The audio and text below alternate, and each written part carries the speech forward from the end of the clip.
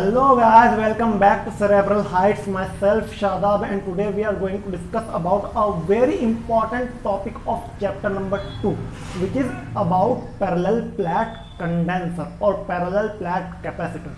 आज हम बहुत ही इंपॉर्टेंट टॉपिक का डिस्कशन करने जा रहे हैं, ठीक है। तो इससे पहले अगर आपने हमारे प्रीवियस लेक्चर्स नहीं देखे हो तो आप उनको ज़रूर देख लें ताकि आपको आगे समझने में आसानी हो। तो चलिए स्टार्ट करते हैं, ठीक है।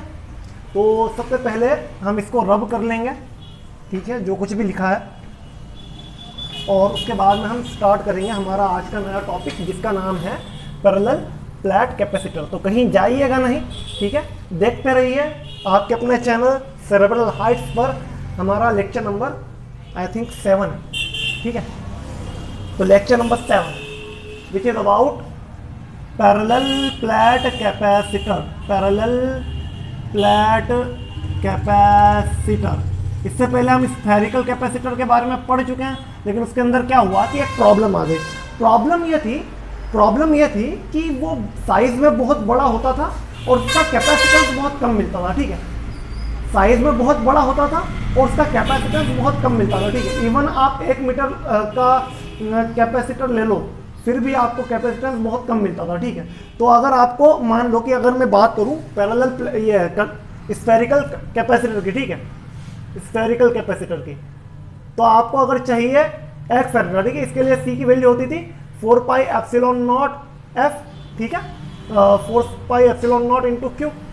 अगर आपको एक फेरेड का चाहिए, ठीक है, कैपेसिटेंस, तो 1/4 पाई एप्सिलॉन नॉट क्यू, ठीक है। अब आपको चार्ज कितना देना पड़ेगा, सोचो कितना चार्ज देना पड़ेगा एक फेरेड की कैपेसिटेंस के लिए।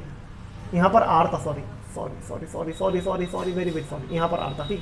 अब अगर आपको एक फेरेड की कैपेसिटेंस चाहिए तो आपको कितना साइज बढ़ाना पड़ेगा, 1/4 pi epsilon not, approximately 9 × 10⁹ metre. तो इतना बड़ा कैपेसिटर बनाना इम्पॉसिबल था, ठीक है। तो अगर आपको एक फेरेड, इवन अगर आप 1 मीटर का कैपेसिटर लेते हैं ना, 1 मीटर का, जैसे कि हमने मान लो कि सी की वैल्यू निकालना चाहिए, ठीक है, 4 पाई एप्सिलॉन नॉट और यहाँ पर ले लिया 1 मीटर, ठीक है। तो ये करीब आपका होता है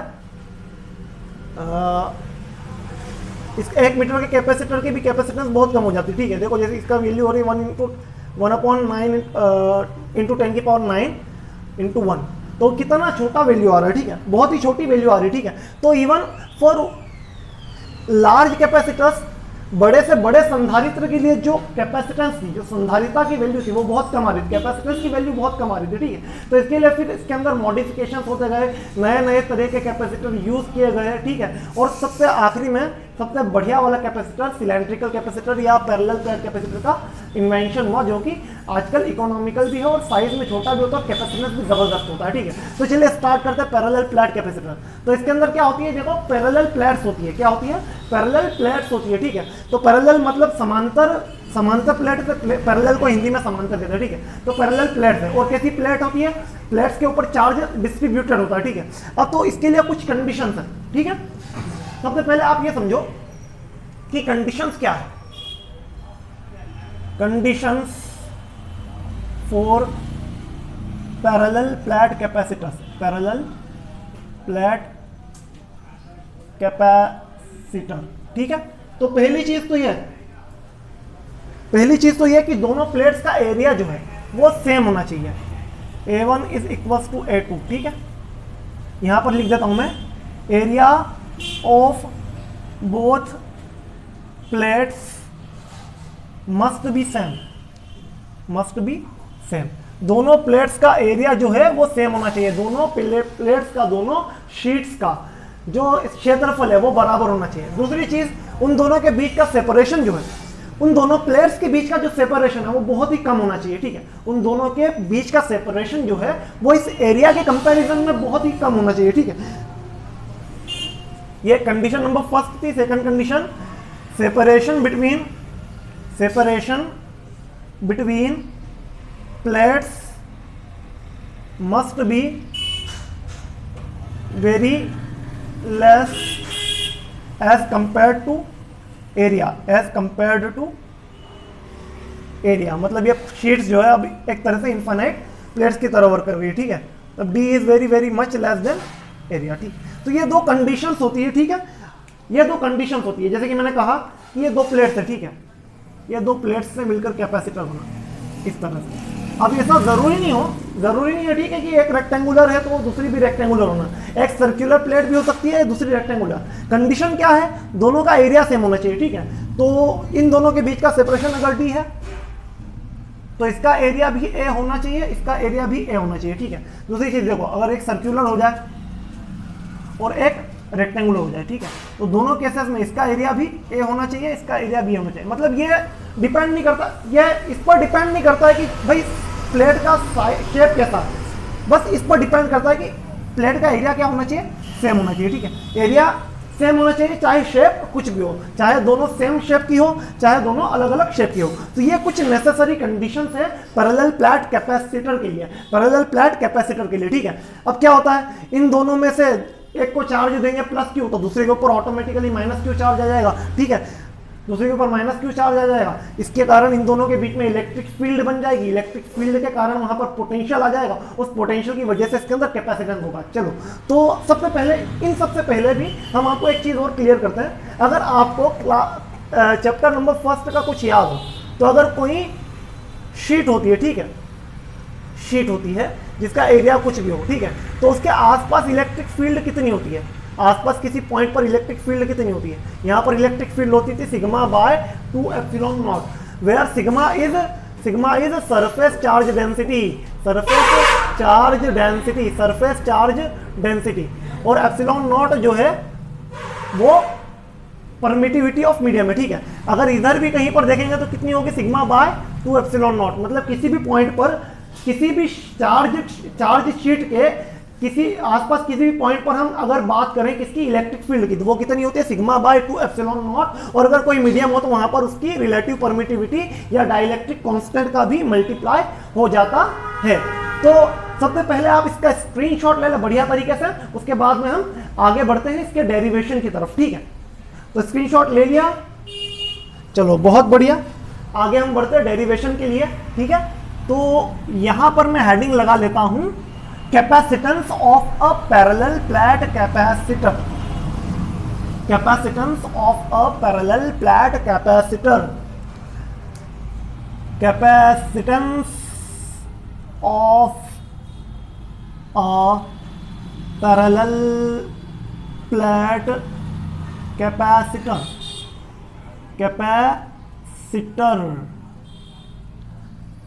समांतर प्लेट संधारित्र के लिए संधारिता का व्यंजक ज्ञात कीजिए। ऐसा क्वेश्चन आता है हिंदी मीडियम में, ठीक है। किसी भी बोर्ड से बहुत से बच्चे कांटेक्ट करते हैं तो वो बताते हैं कि सर की हिंदी में बता दीजिए कुछ चीज़ों का मतलब, तो ये इसलिए बता देता हूँ, ठीक है। मैं तो इसको कहते हैं समांतर प्लेट संधारित्र की संधारिता के लिए व्यंजक, ठीक है। अच्छा, अब बात करते हैं, मैं कैपेसिटेंस की बात करूं, ठीक है।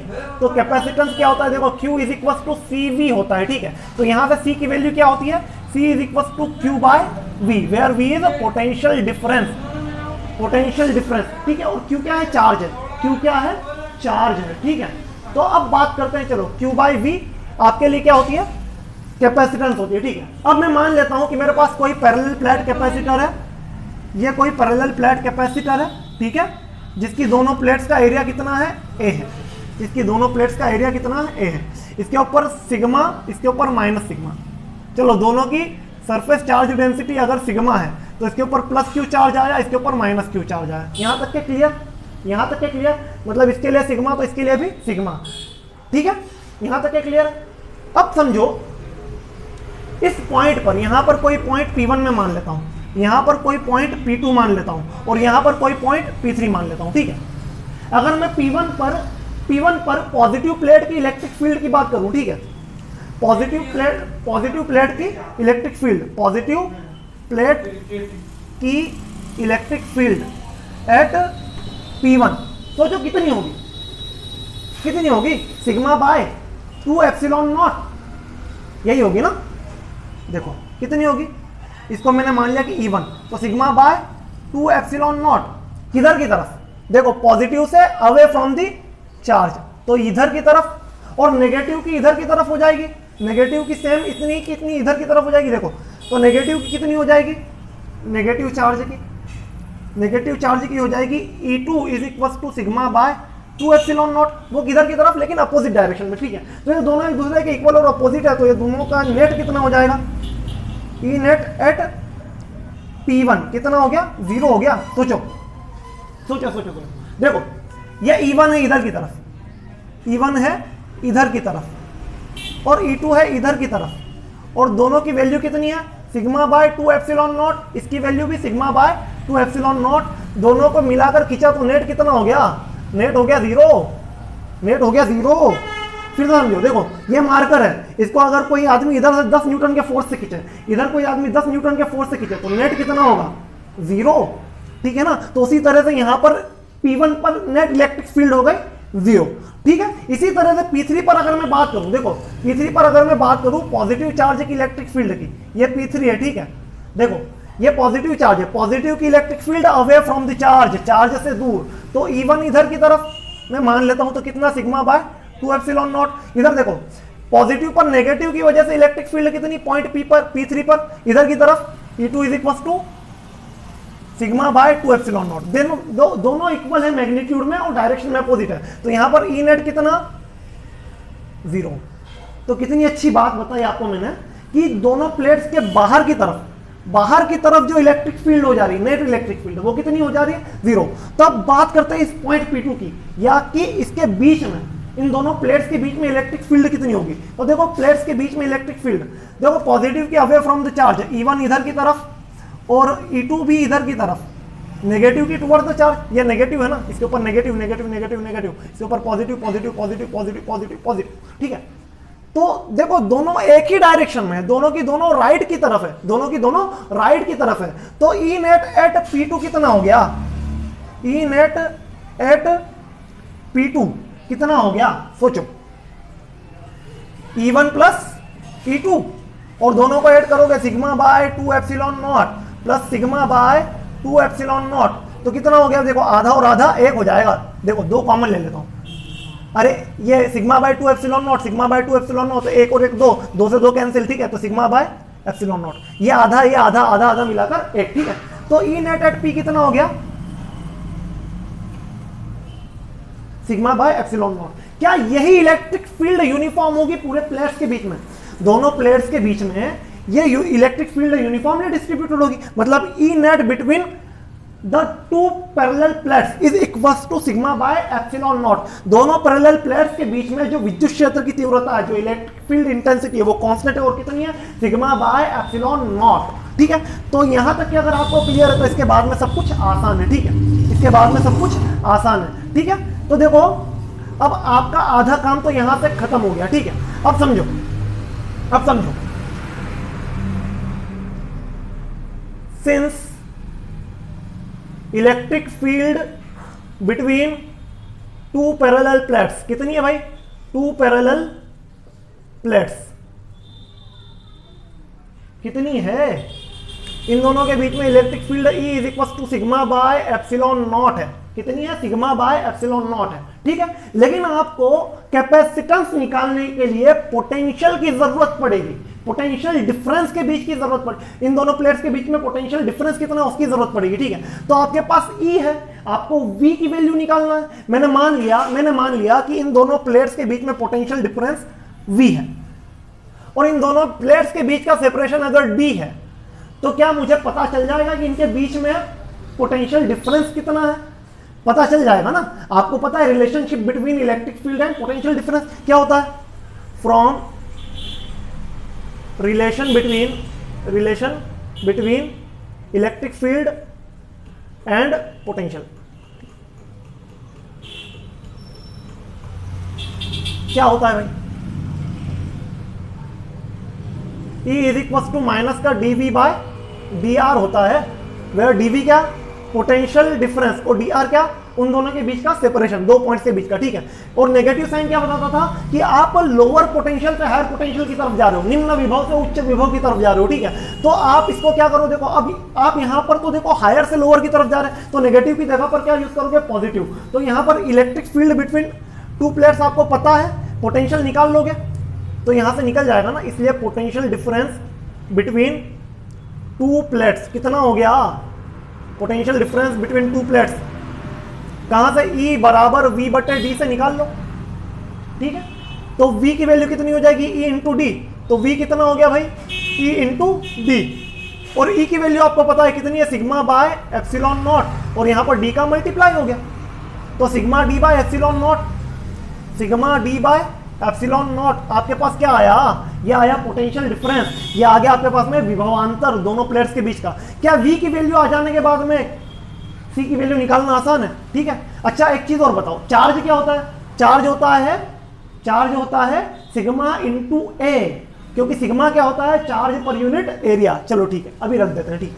अब बताओ मुझे क्या करना है, इसलिए therefore capacitance of parallel plate capacitor, parallel plate capacitor कितना होगा भाई, कितना होगा, C is equals to Q by V।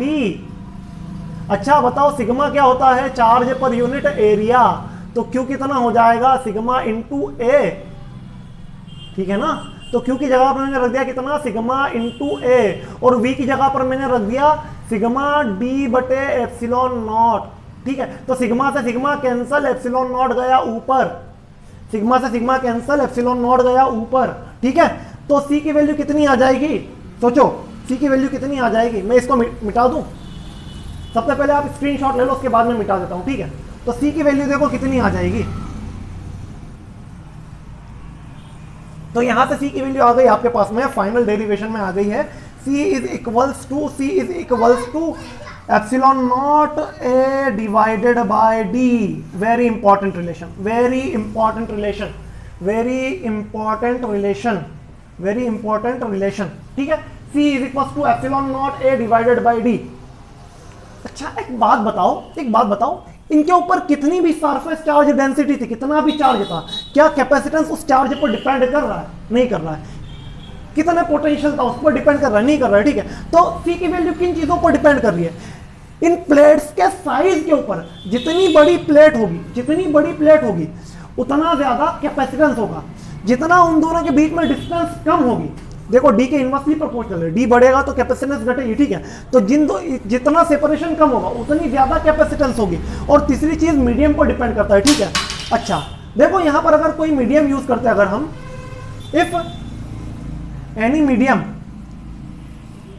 अभी देखो यहां पर हमने जो मीडियम लिया था वो क्या था, एयर था या वैक्यूम था, any medium of relative permittivity के या डाइलेक्ट्रिक कांस्टेंट के, ठीक है।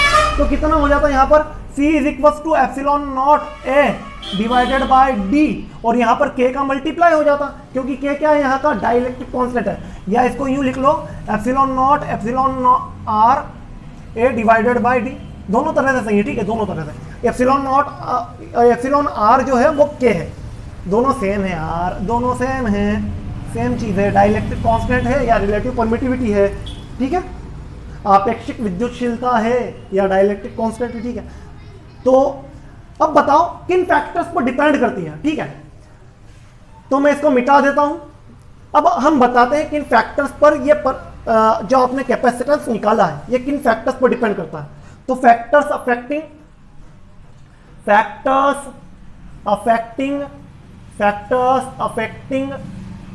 Capacitance of parallel plate capacitor, ठीक है। देखो पहली चीज किस पर डिपेंड करता है, एरिया या इसको कह लो साइज ऑफ प्लेट्स।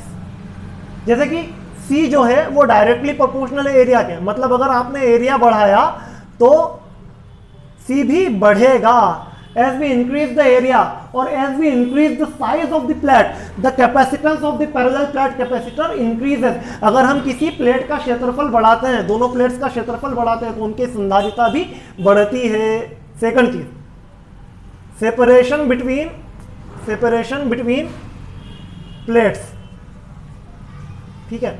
देखो अगर D की वैल्यू बढ़ती है तो C की वैल्यू घटेगी, क्योंकि देखो सी जो है वो इनवर्सली प्रोपोर्शनल है डी के, ठीक है।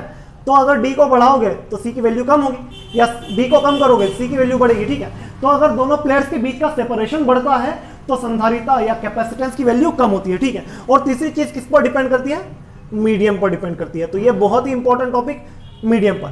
थर्ड चीज किस पर डिपेंड करती है, मीडियम पर। तो ये बहुत ही इंपॉर्टेंट टॉपिक, आप इसका स्क्रीनशॉट फिर से ले लो एक बार, ठीक है। और माइक निकल गया, अरे रे रे रे, हाँ। तो ये बहुत ही इंपॉर्टेंट टॉपिक हमारा खत्म होता है। और ये एग्जाम में एमपी बोर्ड में तो मैक्सिमम टाइम पूछा ही जाता है, एक साल छोड़कर या एक साल रिपीट होके भी आ जाता है, ठीक है। तो ये बहुत ही इंपॉर्टेंट टॉपिक है बोर्ड्स के लिए। और इसके बाद में हमारा जो टॉपिक बचता है वो है combination of capacitors, energy of capacitor, ठीक है। तो ये टॉपिक्स हम अगले लेक्चर्स में कवर कर लेंगे। तब तक के लिए टाटा, bye bye, see you, thank you very much.